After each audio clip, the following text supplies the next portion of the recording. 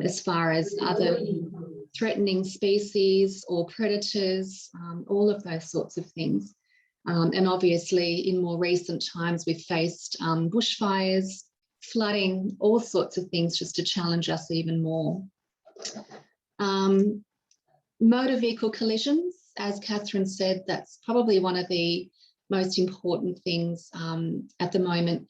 With this loss of habitat in particular, we're finding that a lot more of our wildlife are trying to cross roads, especially around these areas which there's a lot more bushland, nature reserves and national parks. And so with our macropods, which are our roos, during dusk and dawn are usually their most active times. They might come out trying to look for water or food, and they're crossing roads as a result. Wombats and possums are usually out at night. Obviously, they're harder to see. So again, same thing, they're crossing roads to try and find food or water.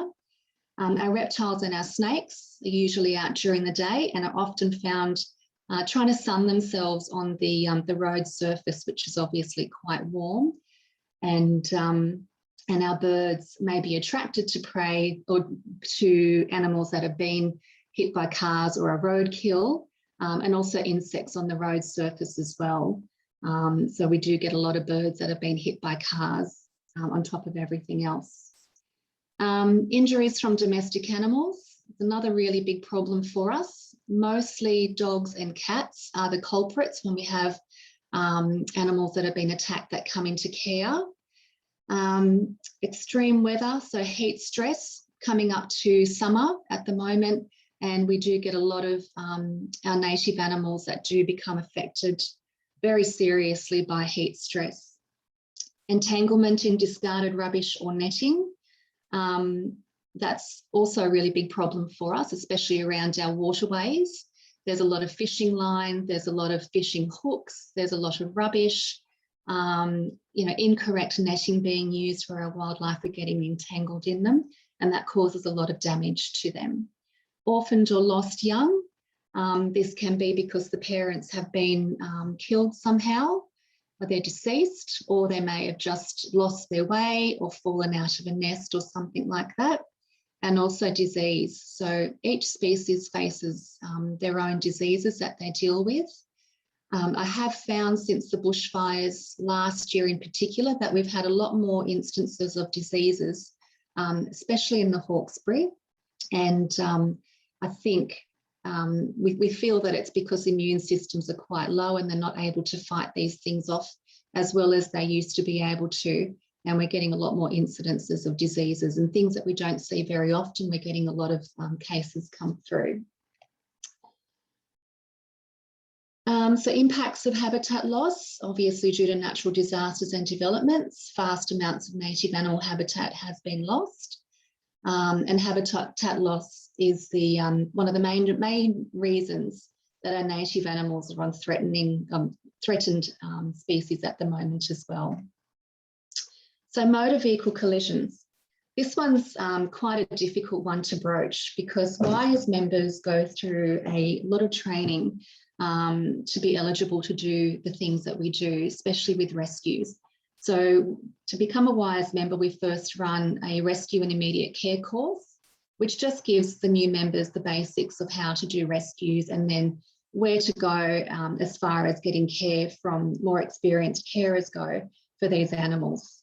In that rescue course, they are shown different methods of being able to rescue all of our species as well as containing them, giving them first aid and getting them the care that they need. And obviously, the safety for ourselves is the most important thing there, and then the safety of the animal. So it's very difficult to give the right information to members of the public that haven't had that training. However, there are certainly basic things that we can do, and obviously it takes some time for a rescuer or a carer to get out there as well. So we can obviously keep an eye out for any injured animals that may be on the road or the roadsides, and also deceased animals which have pouches that we would need to do a pouch check for.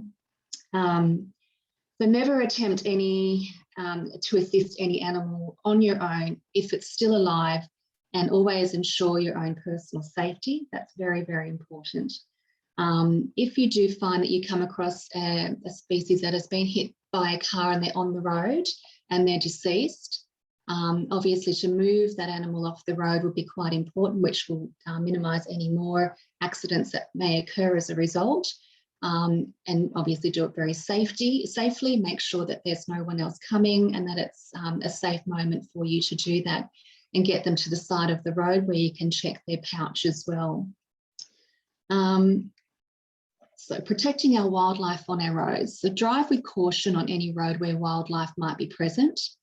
Be aware when driving around dusk and dawn, when lots of species are most active. In drought conditions, animals may venture closer to the road for food and water, so watch out when it's hot.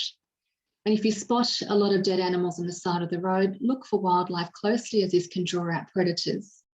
If an animal is accidentally hit, please check the nearby area or the pouch for orphaned and live young. So that's actually quite an important one, because a female kangaroo may have a joey in its pouch, but it may also have one that is out of the pouch that is still reliant on the parent, and they may be nearby somewhere.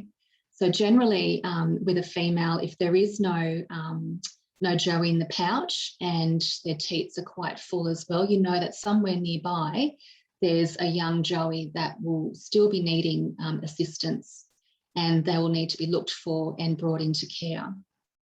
Any live young still attached to a teat should not be removed, so you would have to call wires. So in any case where something has been hit by a car, first thing would be to do is to call wires. If it's created a really dangerous situation, the police are also called. So we would often, when we go out to do these call outs, have to call the police anyway. A lot of the time, if it's a large kangaroo and they're immobile but they're still alive, they'll obviously have to be euthanized. They can be really aggressive if approached, which is why it's really difficult to try not to approach them on your own, especially when they're very, very stressed. They can lash out and they can do a lot of damage, even if they're very, very badly injured. We've seen them do some amazing things just out of fear and out of stress. If you do manage to take a pinky or a joey out of a pouch after doing a pouch check, it's really important for that joey to get to a vet or a carer as soon as possible. So again, if you've already called wires, you would contain that joey, you would keep it warm, you would keep it in a ventilated box or a carrier, and quiet and dark is the most important thing. So it's already gone through a very traumatic experience, having its mum hit by a car. It could potentially be injured as well, and quite severely, even though it might not be obvious at the time. A lot of bruising and internal injuries will become apparent later on. So it's very important to minimise any stress to that animal as much as possible. And that goes with joeys, whether it be from kangaroos or possums, even birds, basically any wildlife that you do happen to pick up. Dark and quiet is the most important thing, and that gives it the best chance to be able to be treated and rehabilitated. Interactions with domestic pets. So cats and dogs pose a serious threat to wildlife because of their natural instincts. Keep cats inside, especially at night. Keep dogs inside at night or confined to a secure place. Provide a safe, wildlife-friendly backyard. Identify your pet with a collar, tag or microchip. Add collar bells for cats. Desex your pets. And if your pet brings in an animal, take them directly to the vet. And if it's not possible, call wires immediately for assistance. So a lot of the call outs that we get for injured wildlife that have been brought in by a cat or a dog, usually a dog attack is much more vicious, and the damage is much more obvious, because they're usually bites or bite marks, puncture wounds, or pieces that have been removed from the animal, potentially broken bones and things. However, with a cat, often there isn't any visible damage that can be seen immediately. They've got extremely sharp claws, but extremely sharp and fine teeth as well. So more often than not, if a cat has brought an animal in, whether it's a bird, a possum, a glider, even our tiny little species. I had someone phone only a few days ago with a baby bearded dragon that was just a hatchling, only a few days old. It was only about an inch long. And it went unnoticed that it had 2 tiny puncture wounds until we had to look really closely with a magnifying glass, but it did have 2 puncture wounds. And cats in particular have a lot of bacteria in their saliva, and just a puncture wound, tiny puncture wound with a bit of their saliva is enough to cause a lot of damage internally, but also at a very high risk of infection. So usually, even if they look okay, we always take them to a vet and get them immediate antibiotics and get them checked over. Okay. Oops, hang on. Why has it decided not to move to the next page? Oh, here we go. Okay. That went backwards. Sorry, everyone. My computer's just deciding to have a little issue.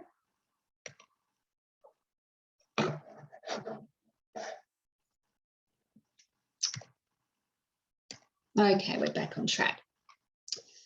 Extreme weather, so heat stress, really important coming up to summer this year, and we do get some very hot summers. So signs to look out for are birds panting or unable to get up and move out of the direct sunlight. And that's quite important as well, because normally their instincts, if they're overheating, would be to take shade or shelter somewhere, go close to water tanks or any source of water to try and cool themselves down.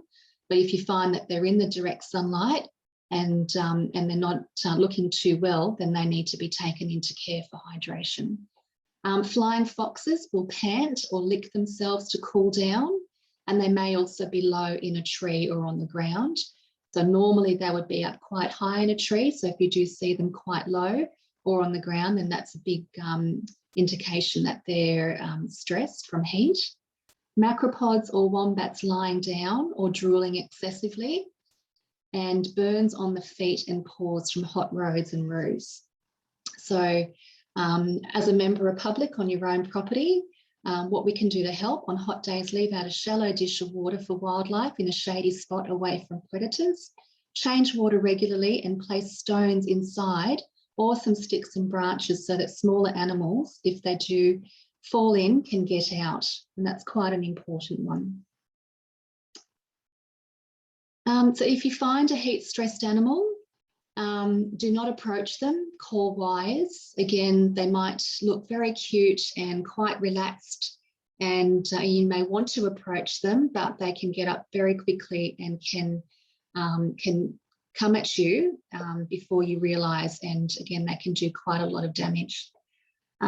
Keep pets and children inside. Birds or possums can be picked up in a towel and placed in a box in a quiet, dark place, and call wires or take it directly to your local vet.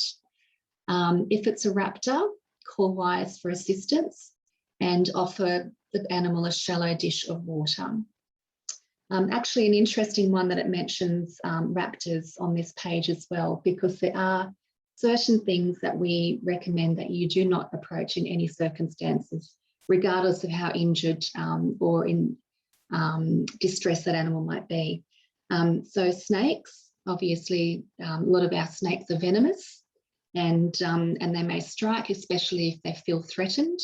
So we recommend that you stay away or do not approach snakes under any circumstances. Monitor lizards and goannas. They're another species that requires very specialised training. They're generally quite shy, but they will attack you if they are provoked or if they're cornered in defence. They do secrete venom, which isn't really harmful to humans. It's harmful mostly to smaller animals. However, their saliva contains an enormous amount of bacteria due to the carrion that they eat. And if bitten, they can cause some quite severe infections. Bats, they can bite and scratch, and they carry the Lissa virus, which is transferred with a bite.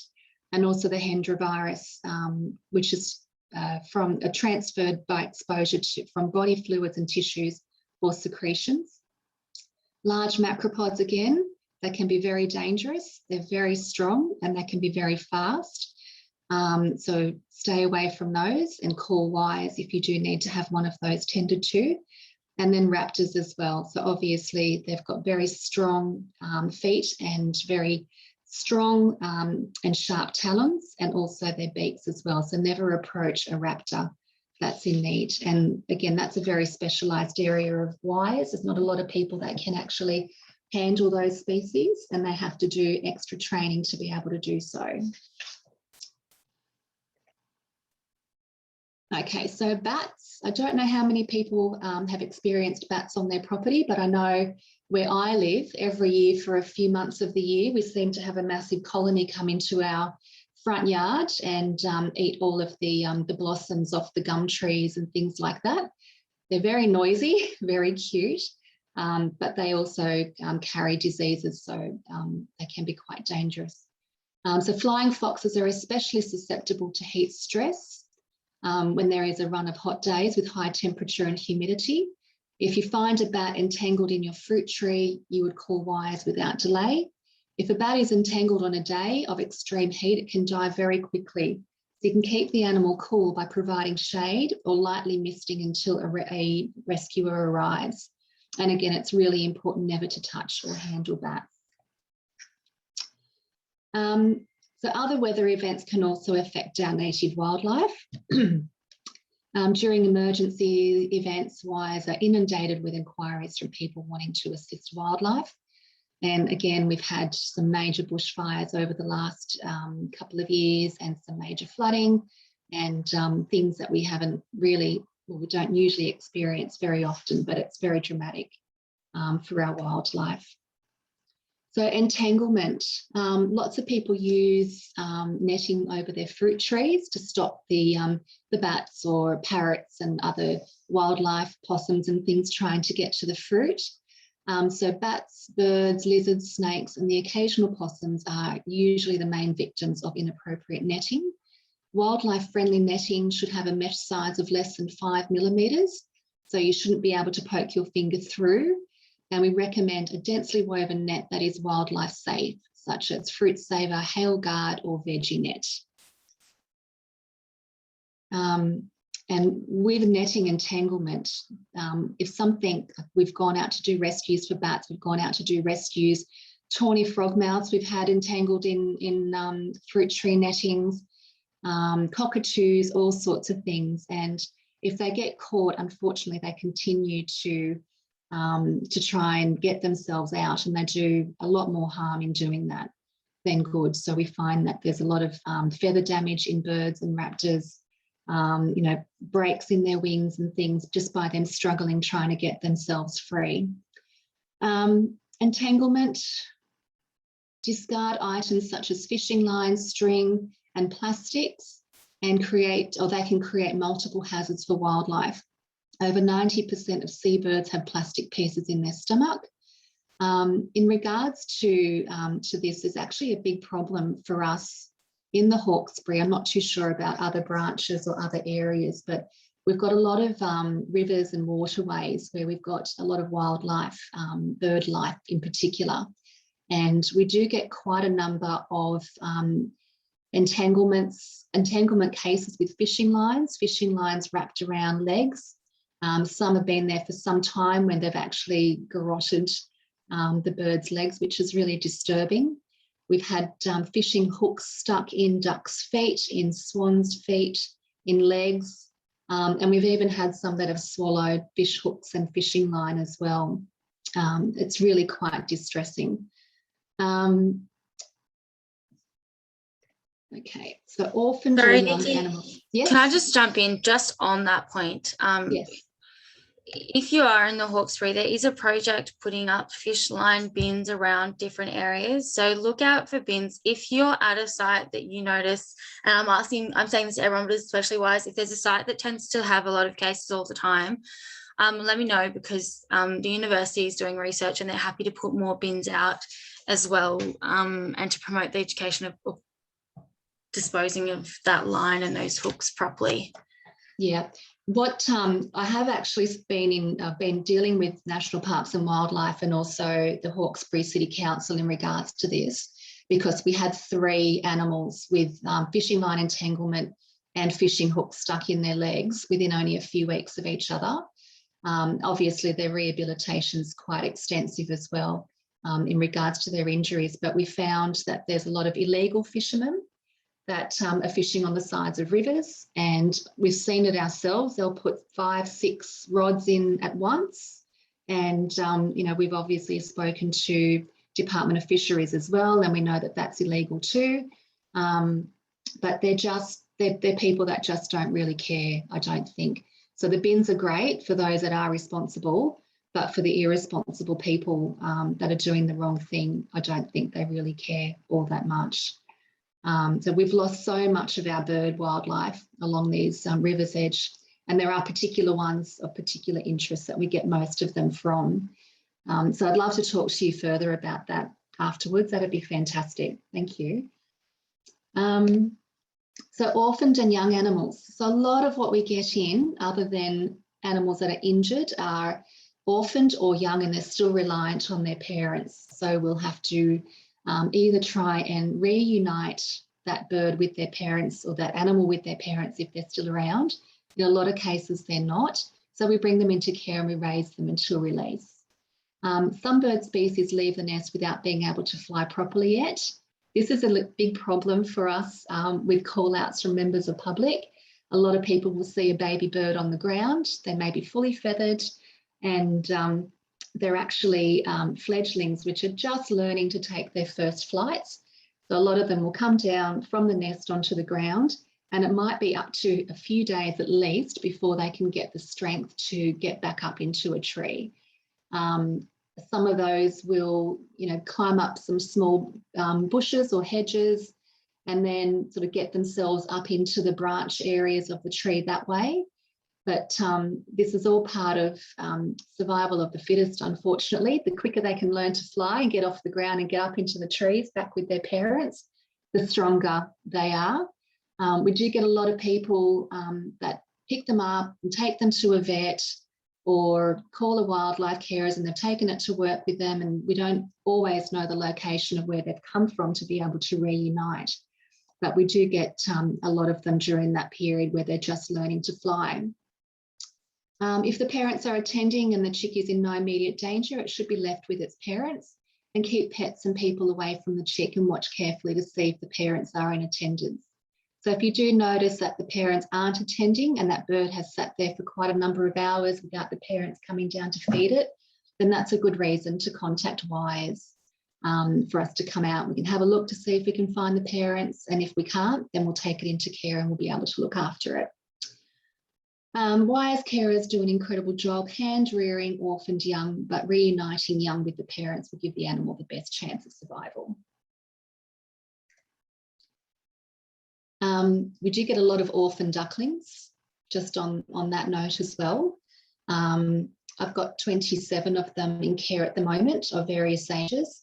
So a lot of them, the weaker ones when they've hatched, because they have large clutches, will get lost, or they can't keep up with mum and the rest of their siblings. So we get a lot of those orphaned individuals come into care.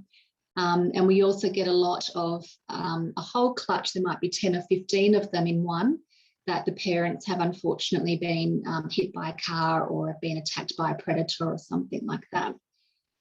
So diseases. So there are many illnesses and diseases that impact our wildlife, and some prevalent in particular species than others. We deal with a lot of disease in all of our species. So there's a photo there of an eastern rosella with beak and feather. We've had enormous amounts of beak and feather come through our branch over the last couple of years, more than usual. And it's a really big problem for our parrot species. It's incredibly contagious. There's no treatment for it. There's no cure. And unfortunately, they all need to be euthanized when they come in. But it's really important to know what to look for with our birds with these things. If they've got incomplete feather growth, if they've lost feathers in areas that they can't reach themselves with their beak, so they haven't pulled those feathers out themselves, that's quite important. If they're looking really dull, without much gloss to their feathers, if their wings or their tail feathers don't look like they're fully developed, they're all warning signs that it might be beak and feather. We get a lot of lorikeets that people take to the vets or call us out for, and they think that they're only young and possibly just fledglings and need to be taken in by a carer. But in a lot of cases, they're an adult and they're just underdeveloped and they can't fly as a result of that. So if you see any species of bird that looks puffed up, its feathers look a bit ruffled, it's looking a bit flat, then that's often a reason to call a wise carer, and at least we can have a look at it, observe it and see whether it has some kind of disease or not. They might be really skinny. We deal with things like worms, we deal with various viruses and bacterial infections. So it's really important to give us a call or take it to a vet if you're suspicious. Wombats, this is a big issue, I know, for everybody, especially with mange. Catherine mentioned before that the Upper Macdonald, we do have a member up there and they've got a big mange problem and they're working really hard to try and fix that problem up there with their wombats.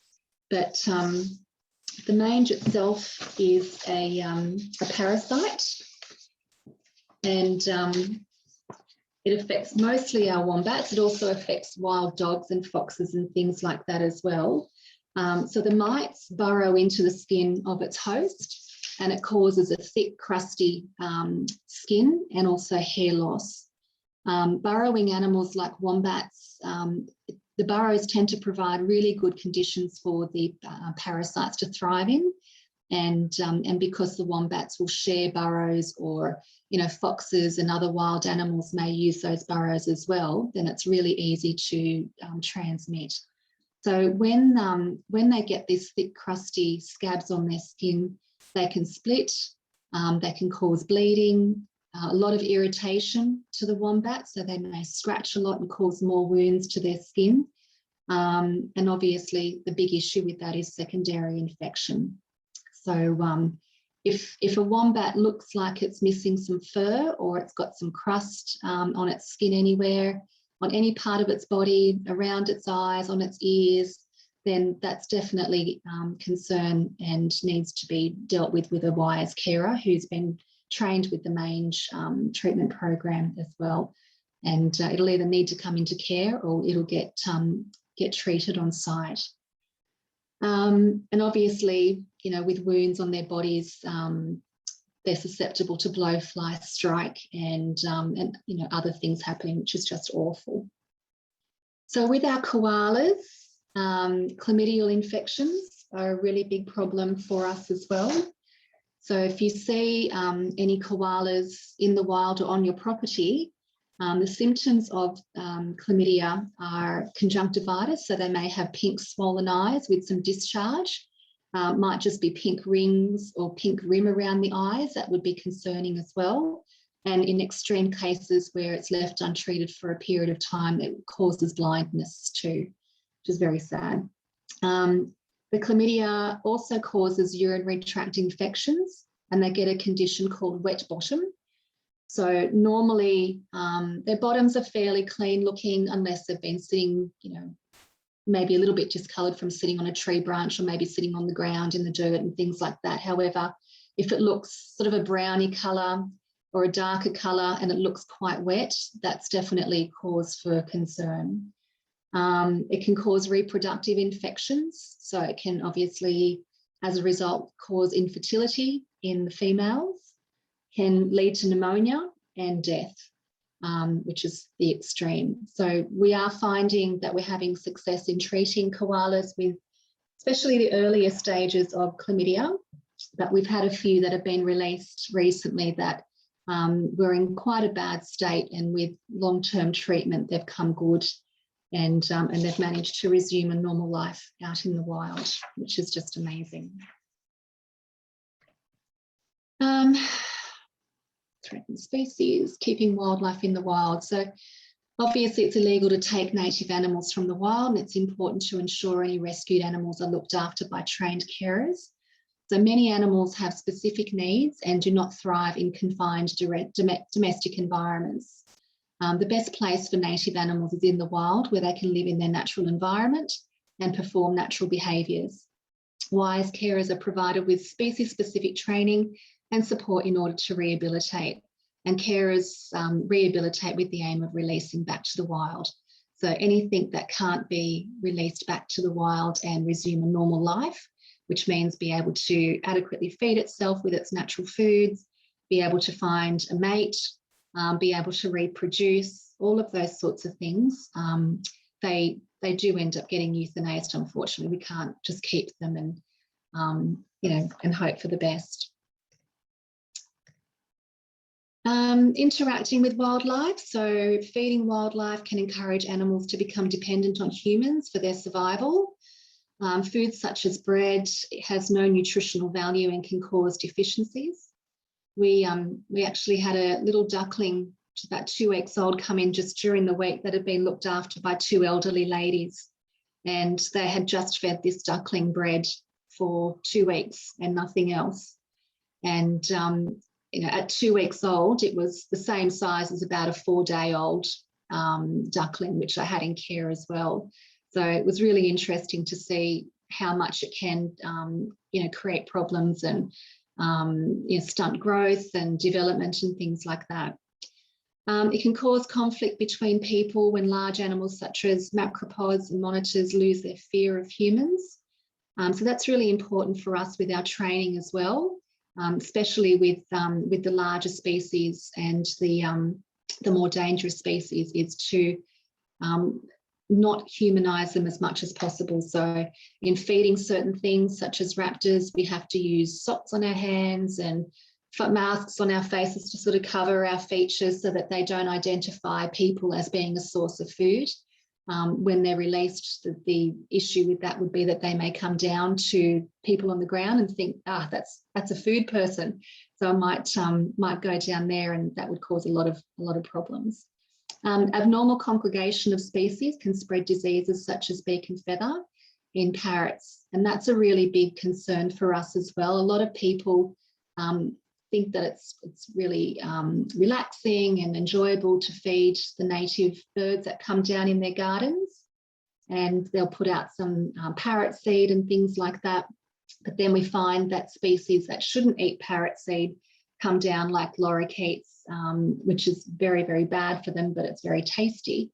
So we find that around a giant bowl, there might be 100 sulphur-crested cockatoos, some galahs, some corellas, some lorikeets, and obviously congregating in groups of that size will just spread beak and feather and other diseases around very, very quickly as well. So we try and encourage people not to do that as much as possible. Same with magpies. They become very used to being fed, and they will become an absolute nuisance if you do try and do that. And they'll bring their friends along with them as well. And before you know it, you've fed one magpie for a week, and then you've got 20 of them on your doorstep, all wanting to be fed the same way. So it's really important to restrain ourselves from doing that, because it can cause a lot of problems. Native plants. So if you do want to encourage native wildlife to come to your gardens and eat the right things, planting things like flowering gum, banksia, grevillea and bottlebrush are a really good way to start doing that. And what can you do to help? We don't normally ask for help much with these things. There are a lot of organisations out there that do these sorts of things for wildlife. Organisations make little drays for our possums, make boxes for them to live in, bird boxes and things like that. But if you are interested, on the WIRES website, it does have information as to how to do that. Okay. So plant native trees, place possum boxes in a safe, high place in your yard, provide large rocks for habitat for lizards. If you use netting and fencing, please only use wildlife safe netting and wildlife safe fencing.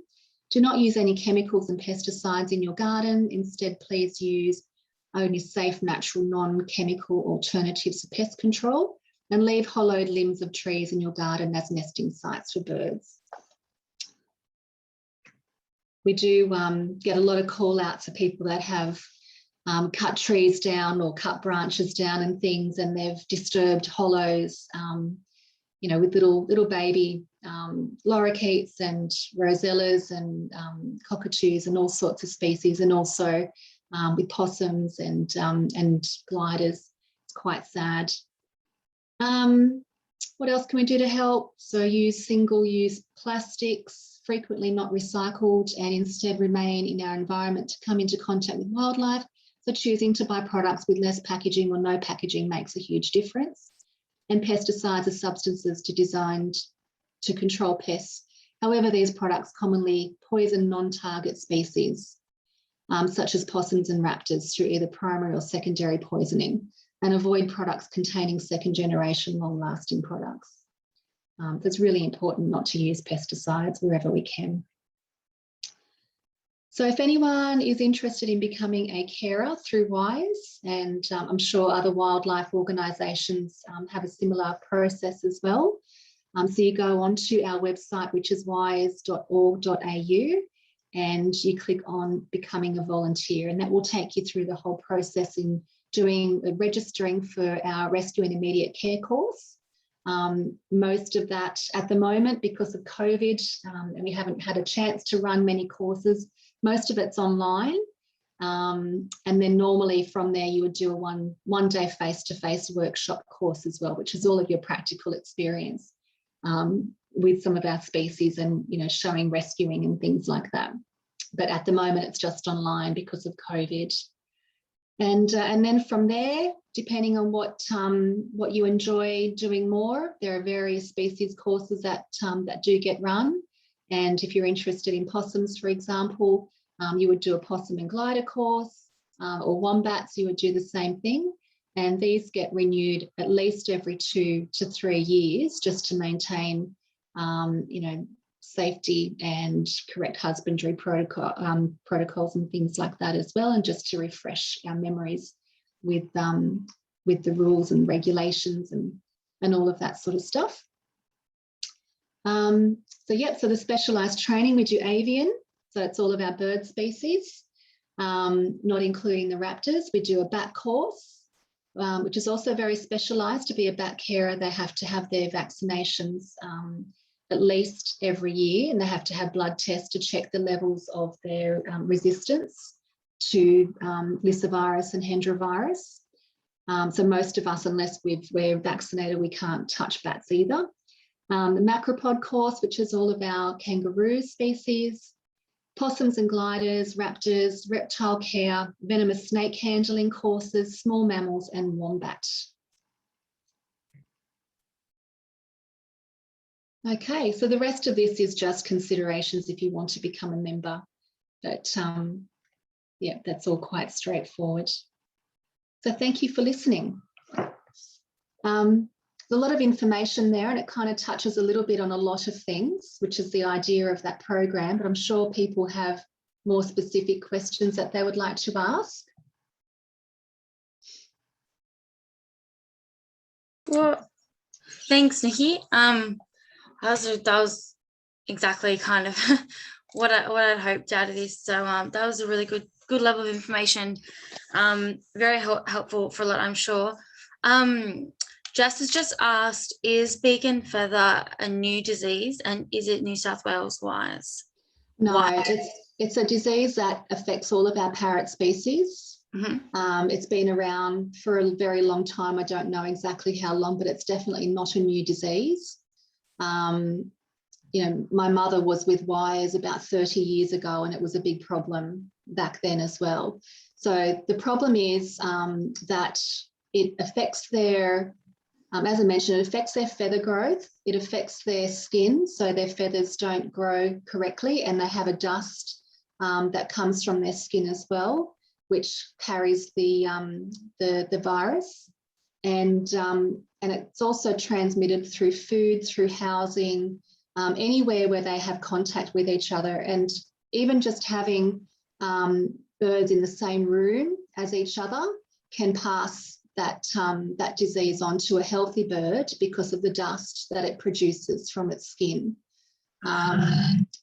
And it has unnatural molts and things like that. So problem is with our parrot species is that they breed and raise their young in hollows, in tree hollows, and they don't always use the same nest. They will share multiple nests. They'll find, new hollows. They'll find unused nests, and they'll raise their young in these hollows. So the disease itself can stay active or dormant for a number of years. So if you've got an infected bird that's laid its eggs and raised its young in a particular hollow, and it's got beak and feather, then that will remain dormant in there until the next season, when a healthy bird comes in, and then it develops the disease as a result of using that infected hollow. I've had a very experienced avian vet say to me that it's in every single hollow, it's everywhere, but it's to do with the bird's immune system as to how their bodies can deal with them. So they may be carriers of beak and feather, but not display any symptoms and not get sick from the virus. Or if they've got a low immune system, it really can take hold quite quickly. I've seen some really awful cases of advanced beak and feather where a cockatoo, sulphur-crested cockatoo, for example, has had like 3 feathers left on its body, and its entire body is just wounds and scars and scabs, and it's so irritated, it's basically eating itself just to try and stop the irritation. It's really awful, and they'll eventually die because they can't feed themselves anymore. They get to a point where they can't fly, so they're grounded and they're susceptible to predators. They can't get the foods that they need. And it's just one of the most awful diseases that I've ever experienced. It's horrible. So yeah, it's been around for a long time. And I mentioned before that I've seen a lot more cases over this last year than I have ever before in my time with wires. And the more I saw, the more I started questioning why, because we'll always get a few cases here and there every year, sometimes in lorikeets, sometimes in cockatoos or galahs or corellas, but the amount that's come through since last spring has been unbelievable, and not just in one particular suburb, but in various suburbs. And I think with the bushfires at the beginning of 2020, there's a real aftermath to that event that carries on for some time. And it's not just the devastation and destruction that occurs at the time of the bushfires, but having all the smoke in the air potentially, it's affected breeding patterns, it's affected immunity in the parents, and therefore transferred to immunity in the offspring. We don't really know why, but there's a lot going around at the moment, and they have to be euthanized immediately. The longer they're left out there, the more chance of them spreading to healthier species or healthier birds. And we just have to try and catch them and get them to a vet and have them euthanized as quickly as possible. Right.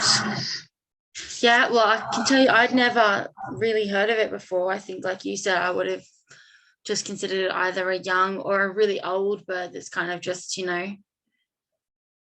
yeah, towards the end of its days and just losing it a little bit. We don't have any other questions in the chat, but if anyone does have a question, you're welcome to take yourselves off mute and ask, or type it in the chat if you don't have your mic working. Julie, did you want to say something? Yeah, I don't have a question. It's just I need to fly.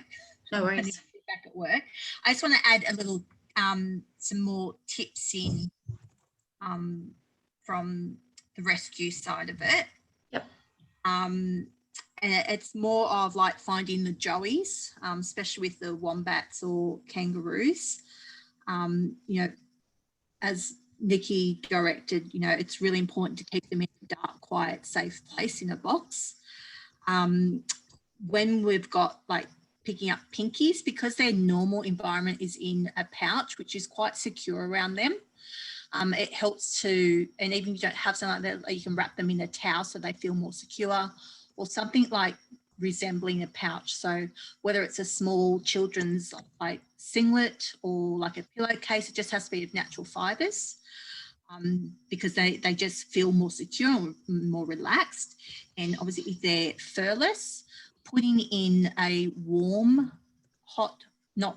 warm bottle, like, you know, the hot water bottles you call them, but not putting really hot water in, because if the animal does come into contact with that, it can overheat them or burn them. So you can also wrap them in like the hot water bottle in a towel, and then like the animal like in another bag or something against that, just to keep the heat on them. Never use yourself as a heat source. Like sometimes we pick up animals and they say, oh yeah, it was cold, so I put it down my top against my body. Again, that's another stress factor for them, and that can actually cause death for them because they're stressing so much. You know, a lot of people think, oh, but they're listening to my heartbeat like their mums. You know, they're nowhere near their mum's heartbeats when they're in pouches. Right. Yeah, that's not really a comfort for them. So just some little tips with that. And obviously, if they are injured, any animal, if possible, instead of waiting on a carer, and only if it's safe to do so, then getting them to the vet. Because again, like mentioned earlier, sometimes it does take a while for us to get there, because a lot of us do have full-time work. Even people that aren't working and are at home, sometimes they're really far away. So it does take a little bit. So, if it is possible, just to get them immediately to a vet, because then the vets will call on wise as well. Other thing I just had noted was if you do pick up an animal and you're driving and then you're dropping them off somewhere later, like at a different vet's or something, again, I think Nikki did mention about the location they come from. Animals, they do have to return back. If they don't get returned back to them, it can be serious for them with genetics and everything. So that were just some tips that I just noted down. I just wanted to put them out there before I had to Yeah, excellent. Thank you so much for that. That's okay. Pleasure. Sorry, I can't hang around longer. I was typing up because I actually had to go a bit. I'm like, I'll just type it up and put it in notes, but then you finished. So I'll just wait and just quickly say it. So, yeah. Yeah, thank you. For those that don't know, Julie is one of the WISE carers in Hawkesbury. She's through the Wombats coordinator and now moving to a different, I remember you telling me, Julie, and I can't recall what you said, where you were moving, which animal group, macropods? No, I haven't. I'm about to do training with koalas, not coordinating, but just training with koalas. Cool, great. Sorry, there was one other tip that I had down. Yep. If it is safe, like, and you are moving a body off the and like I said, if it's safe to do so, try not to drag the animal on its belly if it is on its belly. Like, for example, a wombat, if you're dragging the wombat along its belly, the pouch is under there. So, and if there is a joey in that pouch, then you could be causing more injury to the joey that's in there. A lot of the time, if the mum's hit and deceased, we've said, we can save the joey that's in there. So, if it is possible to flip the animal over, even like with the macropod kangaroo, the same, like if they're on their pouch side, if it is possible to try and flip them as you're dragging them off. But like I said, we do a lot of training in that. So it's only if that's something you are going to attempt. It's just another little thing to remember. Awesome. And can I ask, sorry, Jo, you can tell me, can I just ask, like I know, Nikki, you listed the animals that definitely shouldn't really be approached. But in terms of the macropods like wallabies, possums, and like the wombats, I mean, generally a good practice would probably be to have a set of gloves, but is it safe to move them with your bare hands, like if someone didn't have gloves in their car? No, you would try and use something else if you could, if you had to. But yes, I mean, all animals can have some potentially zoonotic diseases that can pass on to humans. Yeah, definitely. So we carry around gloves, we carry around towels, we carry around blankets, all sorts of things, hand sanitizer. So it's really important to look after your safety first, which I stressed beforehand. But just something else there, as Julie was talking, really handy to keep a towel or a blanket in the back of your car, because if you do come across a macropod or a wombat or something like that that's been hit by a car and it's at the side of the road, even though we say not to approach it, you can throw a towel or a blanket over their heads. And that will minimise their stress because they can't see what's going on around them, and they will usually start to calm down if their head's covered. So if you can manage to do that, that could reduce their stress levels enough until a carer gets there or until help gets there, and it may potentially end up saving their life, especially with macropods, with our kangaroos. They go into what we call myopathy, and it's basically like a shock, and their body just starts to break down quite quickly. And if we can try and minimise that as much as possible, that gives it a much better chance. So they're more likely to die as a result of myopathy from the stress than they probably are from the injuries in a lot of cases.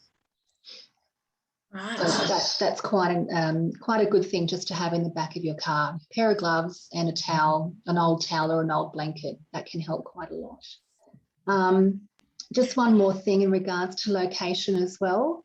So obviously we want to try and take them back to where they came from, regardless of the species. Sometimes it's not always possible for us to do that, but there are a lot of species, especially in birds actually, that are very, very territorial, and they cannot be released back to anywhere where they didn't come from, because others of their species will attack them and potentially try and kill them, or they don't have their proper food source available elsewhere. A whole lot of different reasons, but really important to have a location as close as possible to exactly where that animal was found. Whether you pass it on to the wildlife carer or whether you take the animal to a vet, let the vet know as well and address any factors that GPS might be. point. Sorry? Oh, that's my sound. Having a GPS point as well, like just checking where you are. You don't need reception on a map to be able to pin, drop and get the coordinates or roughly where you are. So, yeah. Or even just landmarks if you're not sure, if you have not near a street sign and you're not familiar with the area, even just landmarks if you can as well, for us to try and get it back there as quickly as possible. And, there's a lot of species that live within their family groups. They won't be accepted by other groups, and that's why they need to go back to exactly where they came from. And as quickly as possible too, because they often lose their position within their hierarchy by being away for too long as well. Right. I wouldn't have thought about that. Yeah, there's lots to consider, especially when you spend weeks or months raising or rehabilitating something to be released in the wild.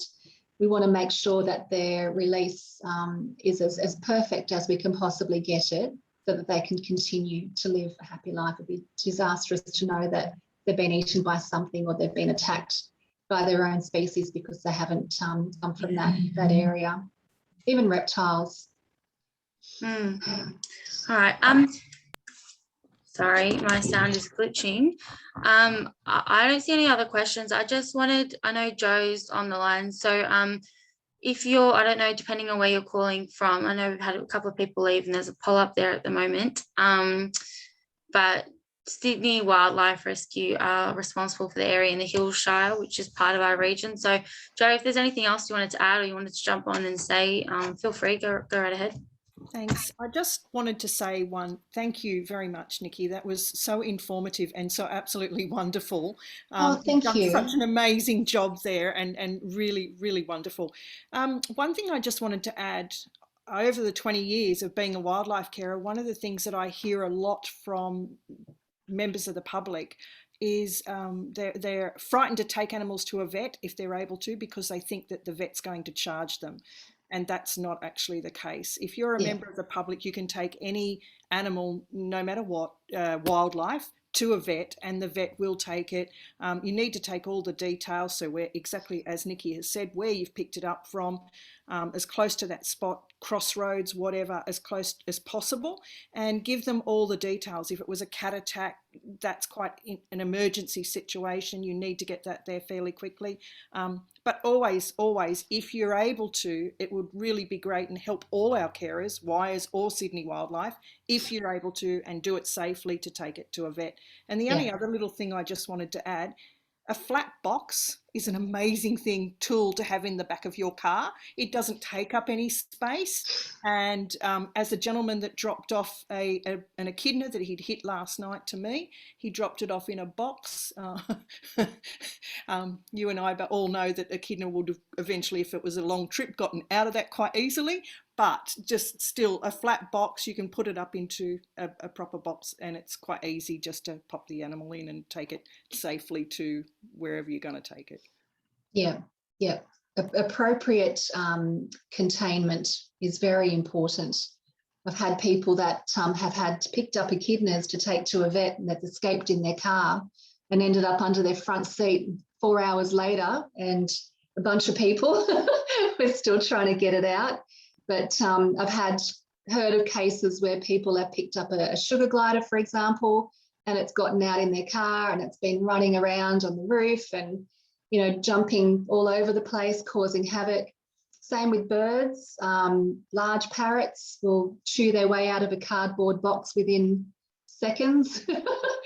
So sometimes it's a bit difficult to make the decision whether you have something appropriate to be able to collect an animal with to get it to a vet, or if you just stay with it and wait for a carer to get there who will have an appropriate containment and equipment and all those sorts of things.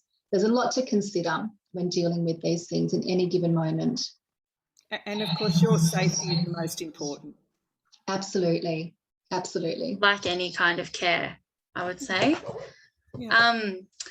So it's not really a question, but I guess if you see an animal that you aren't equipped to either move because it's too large or whatever, generally call Wires or Sydney Wildlife Rescue.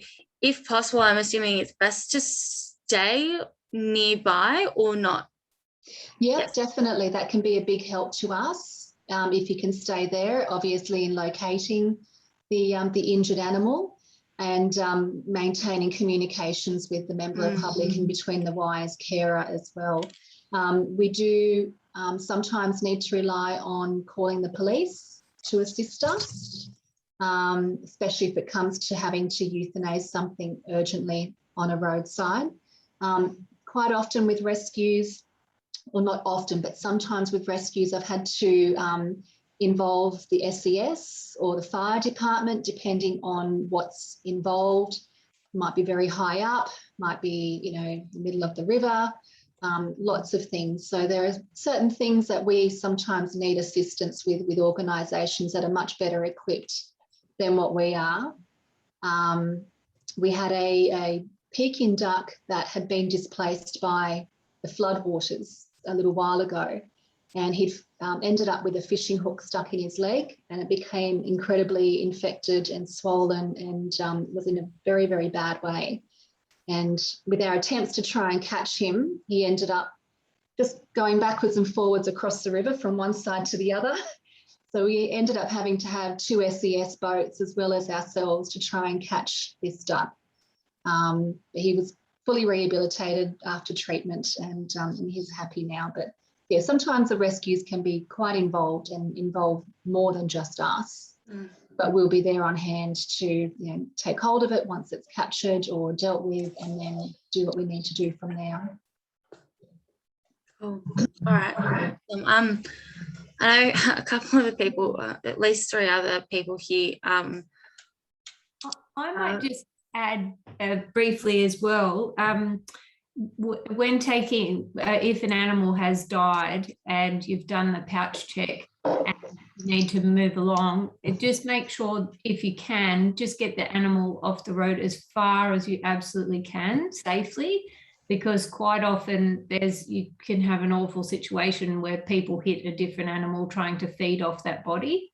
And I've actually hit an owl doing that, and I've never, I just want to avoid that from happening. Yeah. Thanks. Alison.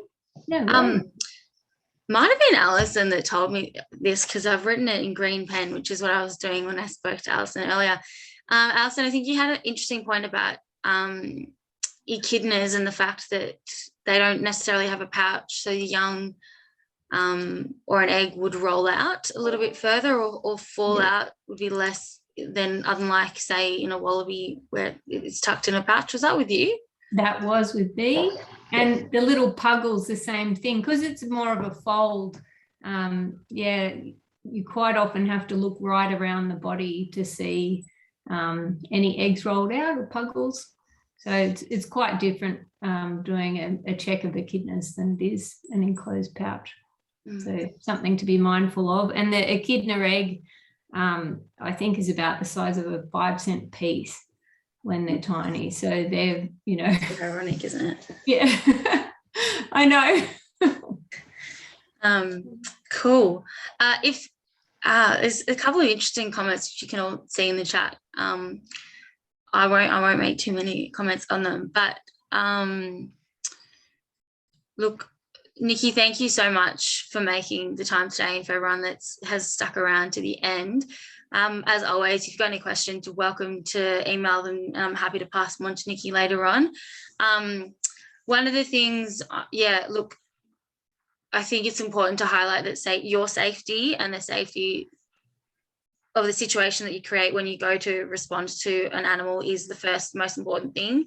Don't put yourselves at risk, but we'll share some notes as well, and I'll run them past Nikki and a few others before we do, including all the health or the phone lines. And I recommend you just put them in a contact in your phone. I have them in my phone. It's just so much easier than having to Google it when you don't have reception or whatever. The other thing I wanted to raise, because today was kind of brought up around specifically injured animals from vehicles, was if you see an animal, please log it into the Roadkill Reporter app. So this is an app that has been developed to be able to record roadkill. Now there's very, very, very, basically no records in the Hawkesbury. And I'm sure Wires keeps database and potentially Sydney Wildlife Rescue as well. But that kind of data is the kind of data we really want to look at when we're applying for funding or to council to strategically place wildlife signage. It's also really crucial because a lot of where we want to put signs, you might run the same, strip of road all the time, but you may not go any further north very often. And and so you saying a sign should be here may be a little bit more subjective if there's actually more damage being done further up. And it's just the kind of thing that if we can have some data and an idea of what's being hit and where, we can more accurately apply for funding with a bit more of that data background, and this is a visible mapped problem. That's something I might talk to you a little bit more about, Nikki, and Sydney for Wildlife, if we can even get some of those data up, because wildlife signage is one of the things we're going to start to look for a little bit more funding on. Yeah. We've had plenty of good advice about where to put the signage, what kind of signage, what animal to put on the signage. So keep an eye out for that. But I'll share that link. Doesn't cost anything. It'd just be really good for us to start using it in the Hawkesbury-Nepean area. Otherwise, that's it. All the links and the information for becoming a carer or being a volunteer will be included in the follow-up email. And if you have anything else you'd like to add, please feel free. That's it. Thank you to everyone for making the time, especially the carers as well, who already spent. Morgan's just jumped on after doing a rescue, by the way. So what an effort. So yeah, a big thank you to everyone for that. That's it. Does anyone else have any final things they want to say?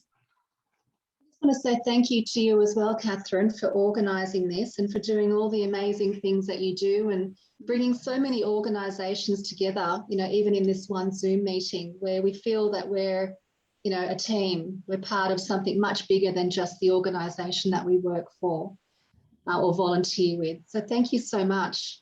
Pleasure. That's what I like about this job. Thank you. All right, so I'll end the recording. I'll just reply to a message and feel free to go as you need. And that's it. Awesome. Thank you, everyone. That's all right, Nikki. I'll send you a copy of the poll as well. You'll be able to see those results. Lovely. Thank you. That's all right. Morgan, how are you going? Oh, I'm good, thanks. How you been going? Good. Yeah, good. Did you tune in last night to our koala talk at all? No, I missed it. Totally missed it. You can see it on Facebook. Greater Sydney Landcare Network recorded it live, so it's up on their page. Awesome. Yeah, that's all great. About that Little Weenie Creek project as well. Yeah, look, that's such a great thing. It was a shame the national conference got cancelled this year.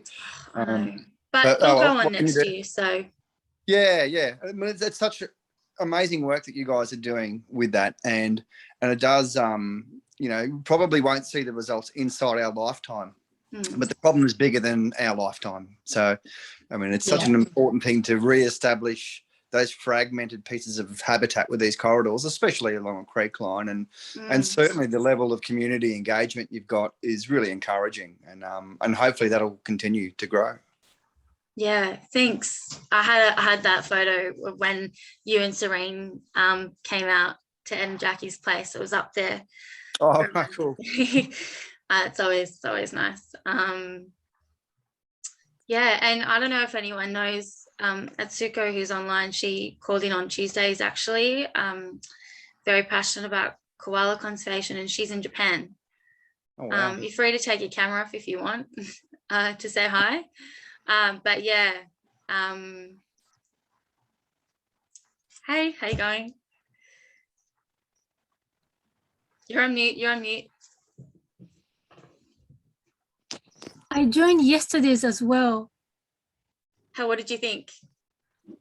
I thought that's wonderful that you are creating and together that improve the land